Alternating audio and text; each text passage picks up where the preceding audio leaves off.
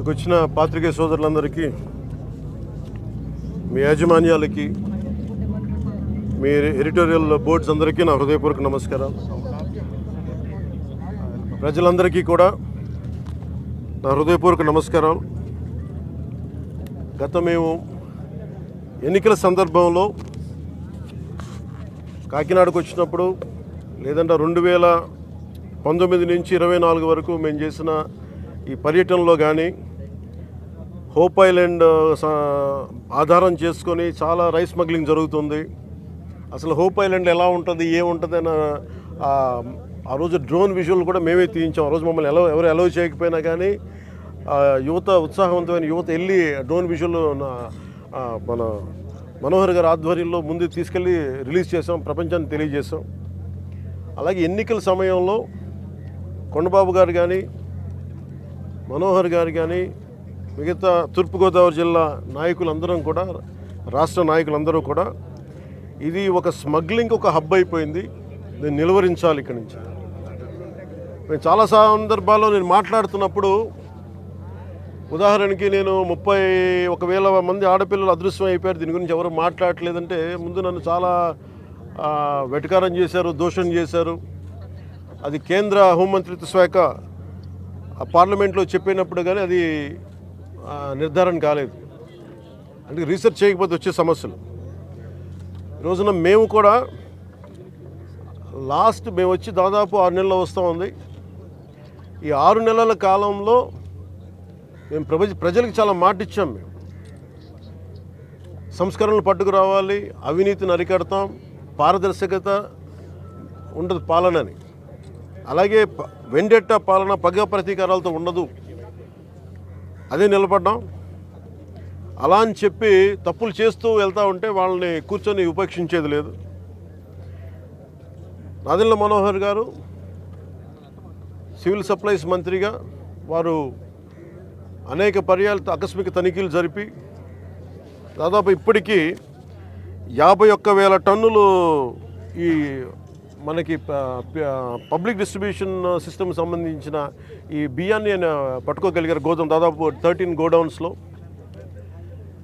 కొండబాబు గారు కొన్ని సంవత్సరాల నుంచి చెప్తా ఉన్నారు, ఈ స్మగ్లింగ్ అరికట్టాలి, అవినీతికి మయమైపోయింది కాకినాడ పోర్ట్ అని. దీని వెనక Kakinada port is become free for all అని చెప్పారు ఇందాక. ఇది ఎలా ఉందంటే ఇప్పుడు వెళ్ళి చూస్తే,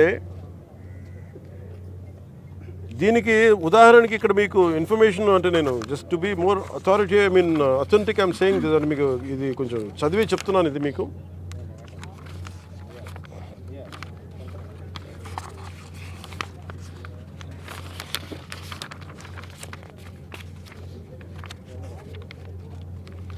కాకినాడ పోర్టుకి రోజుకి 1000 నుంచి 1100 లారీలు వస్తాయి. ఇది ప్రపంచంలో వివిధ ప్రాంతాలకి బియ్యం ఎగుమతి చేసే ఆ పోర్టులో చాలా కీలకమైనది. కానీ ఇంత పెద్ద పోర్టుకి ఇందాక ఈ వాళ్ళ సెక్యూరిటీ అధికారిని అడుగుతూ ఉన్నాను, ఎంతమంది ఉన్నారు మీ దగ్గర అంటే, 1000 నుంచి 1100 లారీలు వెళ్ళే ఈ పోర్టుకి 16 మంది సెక్యూరిటీ. లారీకి ఎంతమంది ఉన్నారు మీరు అర్థం చేసుకోండి. అసలు విచిత్రంగా మనోహర్ గారు పట్టుకొని కేసులు పెట్టి అధికారులకి చెప్పినా కానీ, అటు పోలీస్ కానీ, రెవెన్యూ కానీ, సివిల్ సప్లైస్ కానీ యాక్షన్ చాలా నామమాత్రంగా తీసుకుంటా ఉన్నాను. నేను చాలా సందర్భాల్లో ఆయన అడుగుతూ ఉన్నాను, క్యాబినెట్ మీటింగ్స్లో అడిగాను ఏం జరుగుతుందని. నేను ఒకటే ఏం చెప్పానంటే, ఇందాక మన మనోహర్ గారికి వీళ్ళకి మనం ఏ యాక్షన్ కనుక మనం ముందుకు తీసుకెళ్ళకపోతే, వీళ్ళు ఇన్ని మాటలు చెప్పి దీన్ని ఏమీ ముందుకు తీసుకెళ్ళలేదేంటి అన్న అపవాదం మనందరి మీద ఉంటుంది. మన ఇంటెన్షన్ వేరు, జరుగుతుంది వేరు, మన యాక్షన్స్, దాని కాన్సిక్వెన్సెస్ సరిగ్గా వీళ్ళు సహకరించట్లేదు. ఇది ప్రజల దృష్టిలో పెట్టాలి. ఇది నిన్న ఢిల్లీ నుంచి వచ్చి, అసలు యాక్చువల్లీ ఈరోజు నాకు ఈ ప్రోగ్రాం లేదు. నాకు ఈ రోజున నిన్న రాత్రి స్టెల్లా అనే షిప్లో ఇన్ని 100 టన్నులు పట్టుకున్నారు, పనామాకు సంబంధించిన స్టెల్లా అనే షిప్లో. అలాగే ఇక్కడ దాదాపు 1060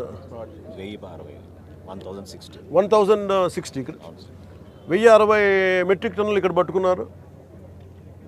ఇంత బలంగా సాక్ష్యాధారాలతో దొరికినప్పుడు దీన్ని ఎలా చేయాలని చూస్తే సమస్య ఎక్కడుంది అంటే, ఇది చాలా డీప్ నెట్వర్క్. ఇది నేను వస్తాను అంటే నిన్న రాత్రి కూడా నాకు చాలామంది ఫోన్లు చేసి మెసేజ్లు ఏం పెడతారు, మీరు రావద్దు సార్ ఇక్కడికి అంటారు. మీరు ఎందుకు రాకూడదంటే ఒక 10,000 మంది జీవితాలు అతలాకుతలం అయిపోతాయని. పోర్ట్ అనేది it is meant for exports. Kakinada port కానీ ఏ పోర్ట్ అయినా కానీ అనుమతి ఇచ్చింది ఎక్స్పోర్ట్కి, అంతేగాని స్మగ్లింగ్ కాదు. స్మగ్లింగ్ మీద చేసే విధానంలో కూర్చోబెట్టి దానికి పర్మిషన్, దానికి లైసెన్స్ ఇవ్వాల. లీగల్గా ఎక్స్పోర్ట్కి మాత్రమే ఇక్కడ పర్మిషన్ ఇచ్చారు దీనికి. కానీ వస్తే 10,000 మంది జీవితాలు అతలాకుతలం అయిపోతాయంటే నాకు ఒకటే అనిపించింది. ఇందాక లోపలికి వెళ్ళి కూర్చుంటే నన్ను ఎంత సహకారం లేదంటే నాకే, as a deputy chief minister of Andhra Pradesh నాకే సహకరించాల. ఇక్కడున్న ఈ ఏమో పోర్ట్ అధికారులు, షిప్ అక్కడ స్టెల్లా అనే షిప్ ఉంది, పైకి ఎక్కాలి. దాన్ని ఒక దాదాపు 6 కంపార్ట్మెంట్స్లో దాన్ని ఏముంటుందని 6 కంపార్ట్మెంట్స్ 3 కంపార్ట్మెంట్స్ ఇది ఉంది. దాన్ని సీజ్ చేసి అక్కడ ఆఫ్ చేసాం. లోపలికి వెళ్ళి చెక్ చేద్దామంటే ఈ అనుకూలంగా లేదు మీకు పైకి ఎక్కడానికి అని చెప్పి అక్కడే తిప్పుతున్నాను నన్ను. ఇంత ఆబ్వియస్గా నాలాంటి వాడికి ఇంత ఆబ్వియస్గా అందరూ చూస్తుండగా, అంటే దీని వెనక ఎంత డీప్ రూటెడ్ నెట్వర్క్ పనిచేస్తాం మీ అందరికీ అర్థం. కొండబాబు గారు కూడా అదే చెప్తా ఉన్నారు. చూడండి సార్ ఎలా ఉందంటే అదే చెప్తా ఉన్నారు. నేను మీకు ఎప్పటి నుంచో మొత్తుకున్నాను సార్, ఇదే మీకు మీ దృష్టికి తీసుకొస్తుందని. ఇందాక మీకు చెప్పాను, కొండబాబు మనం కూర్చోబెట్టి మనం మెత్తగా ఉంటే సరిపోదు, మనం గట్టిగా మాట్లాడాలి దీని మీద మనం అందరం అని అది చెప్తా ఉన్నాను కొండబాబు గారికి. మనోహర్ గారికి ఆయన being a civil supplies minister నాకు ఏమి చేయాలి, నేను ఎన్నిసార్లు చేసిన యాక్షన్ ముందుకు వెళ్ళట్లేదంటే డిస్ట్రిక్ట్ సివిల్ సప్లైస్ అధికారిని పిలిచి నేను అడుగుతాను రాగానే. నేను ఇక్కడున్న సెక్యూరిటీ అధికారిని అడిగా, చెక్ పోస్టులో సెక్యూరిటీ అధికారి, మీకు పర్మిషన్ ఎవరు ఇచ్చారు, హూ చెక్స్ దిస్ అంటే మాకు నో అబ్జెక్షన్ సర్టిఫికేట్ ఉంది. ఎవరు ఇచ్చారు మీకు, దాని మీద అధికారికంగా ఏమైనా ఉత్తర ప్రత్యుత్తరాలు ఉన్నాయా? సమాధానం లేదు. డిస్ట్రిక్ట్ సివిల్ సప్లైస్ అధికారిని అడిగితే ఓకే నా కలెక్టర్ గారు చెప్పారు, కలెక్టర్ మీకు అధికారికంగా మీకు ఇచ్చారా, మీకు సమాధానం లేదు. ఇవన్నీ చూస్తుంటే ఇది ఏమైపోయిందంటే చాలా డీప్ ఇంట్రికేట్ నెట్వర్క్ లాగా ఉంది. మన రాష్ట్రం మీరు చూస్తే 25,000 టన్నుల heroin south America that from Colombia నుంచి వైజాగ్ పోర్ట్లో దొరికింది. వైజాగ్ పోర్ట్లో ఇది గంజాయికి అడ్డా అయిపోయింది ఆంధ్రప్రదేశ్. నేను లోపలికి వెళ్ళి మాట్లాడి పైకి ఎక్కాలి అంటే తిప్పుతున్నారు, అక్కడే తిప్పుతున్నారు, వెళ్ళనివ్వట్ల. నాకు ఎంత ఆశ్చర్యం అనిపించిందంటే నేను వెళ్ళి కూర్చొని మాట్లాడుతూ ఉంటే మీకు చెప్పా you will have consequences for this అని చెప్పి. నేను మీకు తర్వాత వీడియోస్ కూడా మీకు రిలీజ్ చేస్తాను. లేదు సార్ మీకు రఫ్ సీ ఉంది మీరు వెళ్ళటానికి లేదంటే, నేను చెన్నై నుంచి వచ్చాను, నేను రఫ్ సీస్ నాకు నా ఫ్రెండ్స్ సీమెన్స్ చాలామంది ఉండేవాళ్ళు, చాలామంది స్నేహితులు నాకు మద్రాస్ పోర్ట్లో పనిచేసేవాళ్ళు. ఎప్పుడు సరదాగా తీసుకెళ్తే అలలు పడవలోకి వచ్చి మనకి టగ్ బోట్స్లోకి వచ్చి ఇంకా ఇలాంటి బోట్లోకి వచ్చి కొట్టే సమయంలో నన్ను తీసుకెళ్ళేవాళ్ళు సీమెన్. నాకు చాలా ఆశ్చర్యం అనిపించింది. అలాగే సార్ వింటున్నా వీళ్ళు కథలు ఏం చెప్తాను, అలా వింటా ఉంటే మళ్ళీ పక్క ఎదురుగా షిప్లో ఈ చిన్న బోట్లు వేసుకొని మనకి ఈ టైర్లు కట్టుకొని ఒక 2 పెట్టుకొని వాళ్ళకి దింపుకుంటా మన ఎగుమతి చేసుకుంటా ఉన్నారు. నేను వాళ్ళు చూపించాను, you are doing it in very obvious way. మీ సీఈఓ ఎవరు, ఏదో సీఈఓ పేరు చెప్పారు, దీనికి ఓనర్ ఎవరు, ఆ సీఈఓ లేడు ఇక్కడ, ఓనర్ ఎవరు అంటే ఎవరు 2 పేర్లు చెప్పారు. వన్ ఈజ్ ఏదో అరబిందో వాళ్ళదంట.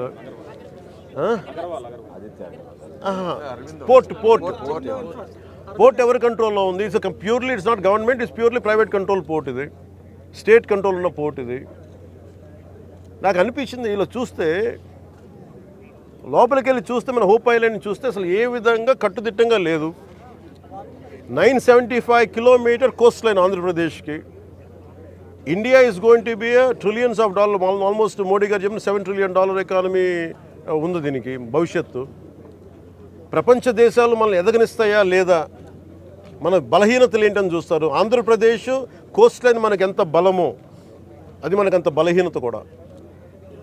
ఎందుకు చెప్తున్నాను ఈ మాట అంటే, వైజాగ్కి పాకిస్తాన్ నుంచి వచ్చిన ఆ యుద్ధ సమయంలో మీకు గజనీ సబ్మెరీన్ చూడొచ్చు.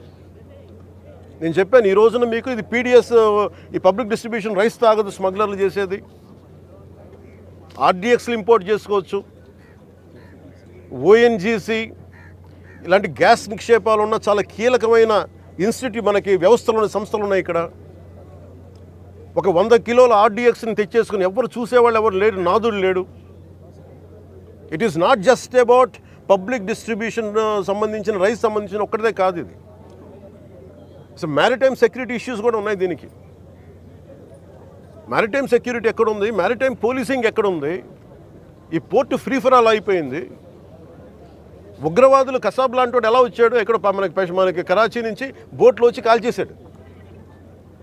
ఇండియాకి చాలా వల్నరబుల్ పాయింట్ అయిపోయింది మన దగ్గరికి వచ్చి ఉగ్రవాదులు వచ్చి రావడానికి. ఇది కేవలం నేను ఒక పీడిఎఫ్ మన ఈ పబ్లిక్ డిస్ట్రిబ్యూషన్ సిస్టమ్ రైస్ సంబంధించి ఒకటే నేను మాట్లాడలేదు. వెరీ వల్నరబుల్ రిపోర్ట్ ఇది. ఎవరు దీన్ని పట్టించుకునే ఇది లేదు. ఎస్పీ గారికి నేను వెరీ బిగినింగ్ రోజున చెప్పాను. ఎస్పీ గారికి నేనే స్వయంగా పిలిచి చెప్పా, ఇది వల్నరబుల్గా ఉంది report, please focus on it అంటే ఇప్పుడు దాకా రిపోర్ట్ లేదు నాకు. ఇంకా కలెక్టర్ గారు ఇంకొంచెం ఇనిషియేటివ్ తీసుకొని చేయబట్టి మా మనోహర్ గారు, కొండబాబు గారు వీళ్ళందరూ కూర్చొని ఒక టీం లాగా పనిచేసి ఈ రోజు నేను పట్టుకోగలిగారు. మనకి మన సుధీర్ గారు కూడా సివిల్ సప్లైస్ చైర్మన్, ఆయన కూడా మీరు ఎంత పట్టుకున్నారండి నిన్న? ఇప్పుడు ఇది సమస్య ఎక్కడుందంటే, first public distribution system rice నిజంగా బిలో పవర్టీ లైన్లో ఉన్న వాళ్ళకి కనీసం వాళ్ళకి అవసరానికి తిండి కానీ ఇవన్నీ అందించడం, బియ్యం. అలాగే రైతుకి వాళ్ళకి స్థిరీకరణ, వాళ్ళకి స్టెబిలిటీ ఇవ్వడానికి, గిట్టుబాటు ధర ఇవ్వడానికి ప్రభుత్వం కొనే విధానం ఇది. దీనిని దాదాపు 43 రూపాయలు ఖర్చు అవుతుంది, 43 రూపాయల 50 పైసలు ఖర్చు అవుతుంది ఒక్కొక్క కిలోకి. అది గవర్నమెంట్ సబ్సిడైజ్డ్ ప్రైస్ తోటి 2 రూపాయలు జీరో. మొన్నదాకా రూపాయి 2 రూపాయలు ఉంటే ఇప్పుడు అది కూడా లేదు, పూర్తి అసలు జీరో. వీళ్ళు 1300 వ్యాన్లు ఏవో పెట్టేసి గత ప్రభుత్వం, ఇదివరకన్నా వెళ్ళి రేషన్ షాప్ డీలర్ దగ్గరికి పంపించేవాళ్ళేమో, కానీ ఈ ప్రభుత్వం వచ్చాక ఇప్పుడు ఏమైపోయింది, ఆ ration direct vans has become బస్తాలు వేసుకురావడం, పంపించేయడం, ఆ లబ్ధిదారులకే 300 రూపాయలు ఇవ్వడం. ఇది ఏమైపోయింది, ఇది అందరికి ఒక ఆలవాలం అయిపోయింది, సోర్స్ ఆఫ్ ఇన్కమ్ అయిపోయింది. కొన్ని వేల కోట్లు దీని నుంచి వెళ్ళిపోతూ ఉన్నాయి. దారుణంగా ఆఫ్రికా దేశాల్లో దీన్ని 70 రూపాయలకి అమ్ముతారు. ఇందులో ఎవ్వరు చేసింది ఏం లేదు. 70 రూపాయలకి 73 రూపాయలకి అమ్ముతారు కేజీ. నాకు నిజంగా అనిపించింది ఏంటంటే, నిజంగా మనం ఈరోజు ప్రధానమంత్రి గారు చేసే ఈ విదేశాంగ విధానంలో మనం 70 రూపాయలు కానీ ఆఫ్రికా దేశాలకి ఇవన్నీ మనకి ఇట్లాంటి తప్పులు జరగకుండా ఉంటే కనీసం 43 రూపాయలకి ఇస్తే మనం దేశ పరపతి పెరుగుద్ది. మనకి అన్యాయంగా అకారణంగా స్మగ్లర్ల చేతిలోకి వెళ్ళిపోతుంది. వీళ్ళకి ఎంత ధైర్యం అంటే వీళ్ళందరికీ కూర్చోబెట్టి కోర్టులకు వెళ్తారు. కోర్టులకు వెళ్ళి నా మీద ఒత్తిడి పెడతా ఉన్నారు. నా మీద కూర్చోబెట్టి మీరేం చేయలేరు ఇట్లా మాట్లాడుతున్నారు నాతోటి. నేను ఈరోజు ఇందాకే చెప్పాను, ఫస్ట్ దీనికి సంబంధిత పోర్ట్ ఎవరు, సీఈఓ ఎవరో, ఈ స్టేక్ హోల్డర్స్ ఎవరు, వాళ్ళకి నోటీసులు పంపించిన వాళ్ళకి ఆ షిప్ని సీజ్ చేయండి. నేను I want to right a letter to home ministry. Amit Shah గారు లెటర్ రాద్దాం అనుకున్నాను. ఇది మోస్ట్ వల్నరబుల్ పోర్ట్. ఇది మ్యారిటైమ్ సెక్యూరిటీకి, నేషనల్ సెక్యూరిటీకి చాలా ఇబ్బందిగా ఉంది. ఇక్కడ కీ ఇన్స్టలేషన్స్ ఉన్నాయి. ఇక్కడ ఓఎన్జీసీ గ్యాస్ నిక్షేపాలు చాలా కీ ఇన్స్టలేషన్స్ ఉన్నాయి. తూర్పుగోదావరి జిల్లా అంతా, ఉమ్మడి తూర్పుగోదావరి జిల్లా అంతా కేజీ బేసిన్ ఉంది. ఒకప్పుడు ఉగ్రవాదులు మనం కూర్చోబెట్టి బాంబేలో పెద్ద నగరాల్లోకి రావాల్సిన అవసరం ఏం లేదు. హైదరాబాద్లో చూసాం, గోకుల్ చాట్ బండార్ లాంటి చోట కూడా వచ్చేసారు. ఇక్కడ వచ్చి ఒక 10 మంది ఉగ్రవాదులు వచ్చి ఎడాపెడగా కాల్ చేస్తే దిక్కు లేదు. ఇక్కడ వాళ్ళు చనిపోవడానికి సిద్ధంగా ఉంటారు ఉగ్రవాదులు. 25,000 టన్నుల 25,000 కిలోల హెరాయిన్ ఆంధ్రప్రదేశ్లో వైజాగ్ పోర్టులో దొరికింది. That shows the vulnerability.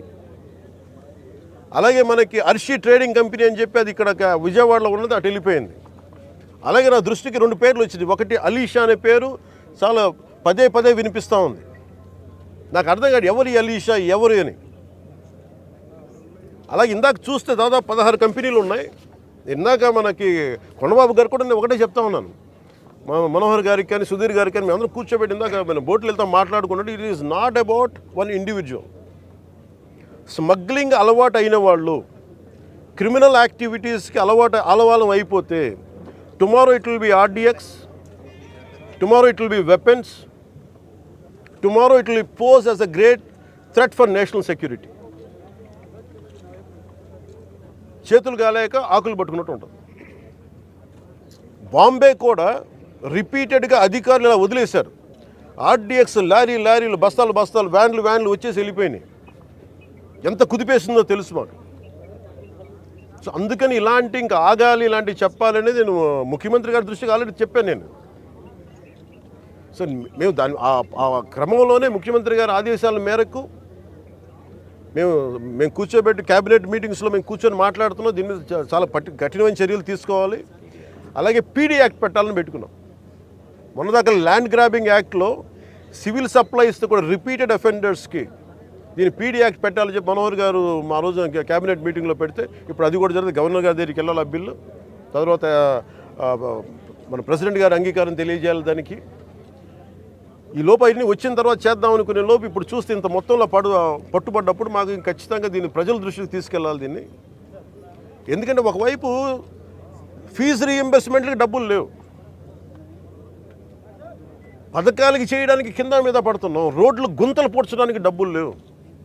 కానీ వీళ్ళ దగ్గర మటుకు వేల కోట్లు ప్రభుత్వం కష్టంతో మీ అందరి ట్యాక్సులతోటి, ప్రజలందరి ట్యాక్సులతోటి కొన్న డబ్బులతో ఇచ్చిన ట్యాక్సులతోటి డబ్బులు తీసుకొని మనం బియ్యం కొంటే ఆ బియ్యం తీసుకెళ్ళి రూపాయి పెట్టుబడి లేకుండా వేల కోట్లు సంపాదిస్తూ ఉన్నారు. There should be a major crack down on this.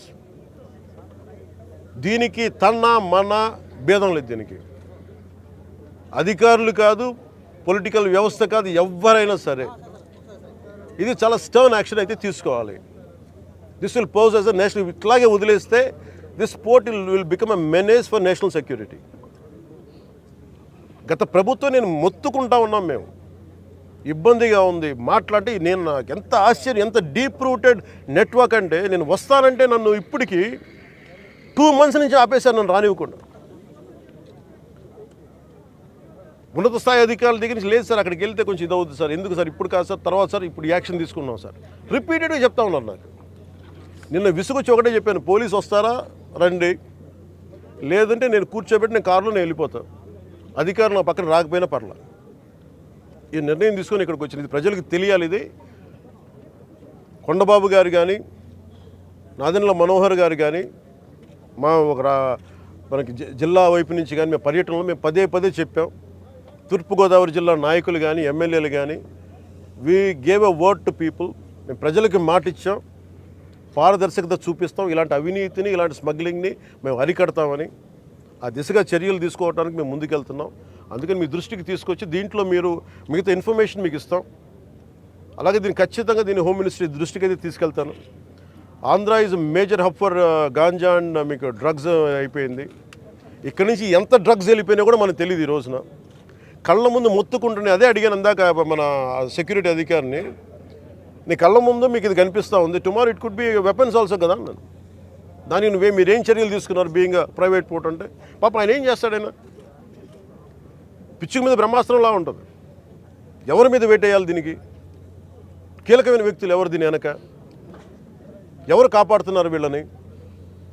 ఏ స్థాయి వ్యక్తులు కాపాడుతున్నారు? ఇవన్నీ చూడాలి. గత ప్రభుత్వం ఇప్పుడు ఈ వ్యక్తి కూర్చోబెట్టి చూస్తే మనకి ఏదో మన 16 కంపెనీస్ ఉన్నాయి, వీళ్ళు కోర్టులకు వెళ్తూ ఉన్నారు. రైస్ ఎక్స్పోర్ట్ జరగాలి, మీరు ఎనీథింగ్ ఈజ్ పారదర్శకంగా మీరు చేస్తే ఇబ్బంది రాదు. కానీ దీనిని అడ్డగోలుగా పెట్టుకొని ఈ ప్రభుత్వం ఏమి చేయదంటే మటుకు చాలా బలమైన చర్యలు తీసుకుంటాం.